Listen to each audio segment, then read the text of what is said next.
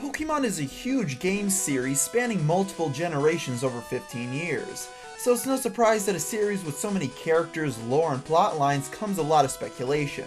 So today I'll share with you another batch of fascinating Pokemon theories.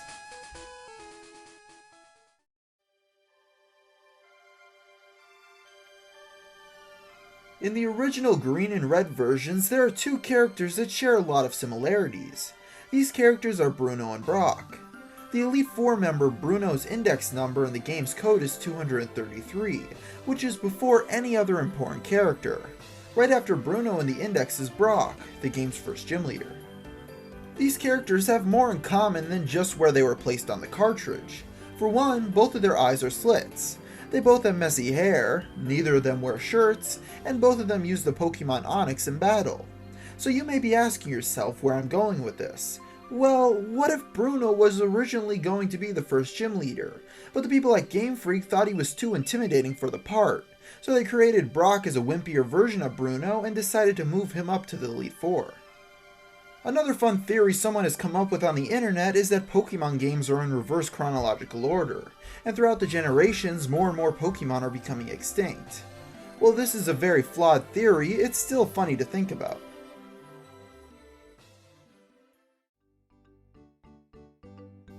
N is a character from Generation 5. He's the puppet leader of Team Plasma, which wants two separate worlds for humans and Pokemon. Some people have questioned whether or not N is actually a human and not just the Pokemon Zoroark casting an illusion. Consider the fact that in one part of Pokemon Black 2 and White 2's game, you follow a Zoroark into a set of ruins and find N there, with the Zoroark missing. Also, their hair is similarly shaped. Next, N was raised among Pokemon and can understand them. And finally, he speaks unnaturally fast and awkwardly throughout the games. Zoroarks have been known to appear as humans in the Black and White games, and can sometimes copy the speech patterns of whom they are pretending to be. Also, some could say it would make sense for a Pokemon to want to separate the world, seeing how often they are abused and used as tools to gain power by their trainers. All of this makes some people come to the conclusion that N is a Zoroark, but what do you think? Also, in Pokemon Red and Blue, the Pokemon Paris and Parasect are more interesting than you may think. Paris is a bug Pokemon who has mushrooms growing on its back that draw nutrients from the host. When it evolves into a Parasect, you may just see it as a stronger version of the same Pokemon, but something has changed. If you take a closer look, the mushroom has entirely taken over the back of the Parasect, and the eyes are now just white with no pupils, making the Pokemon look zombie-like. On top of this, Parasect's Pokédex entry in yellow version says, "The bug host is drained of energy by the mushrooms on its back. They appear to do all the thinking." Wait a minute, so is a Parasect a brain-dead body that is controlled by the mushroom growing on its back?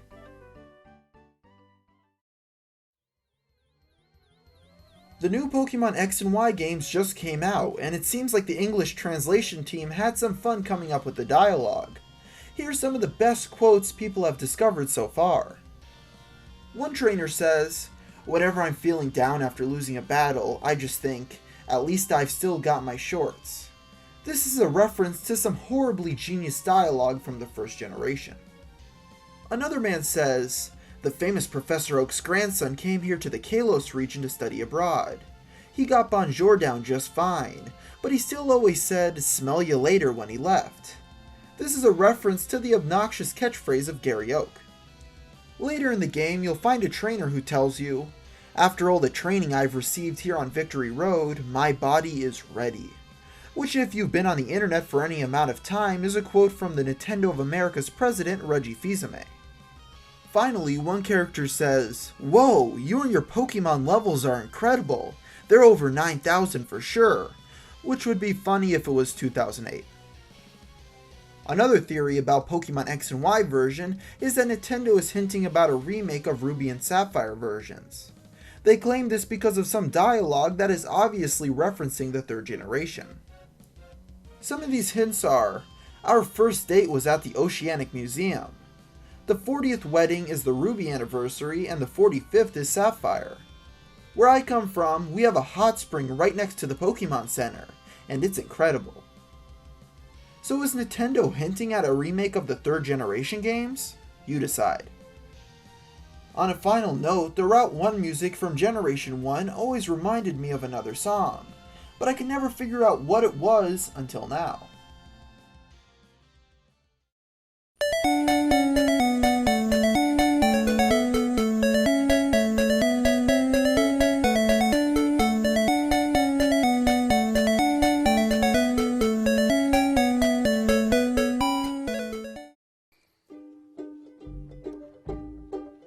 Well, I went down south for to see myself.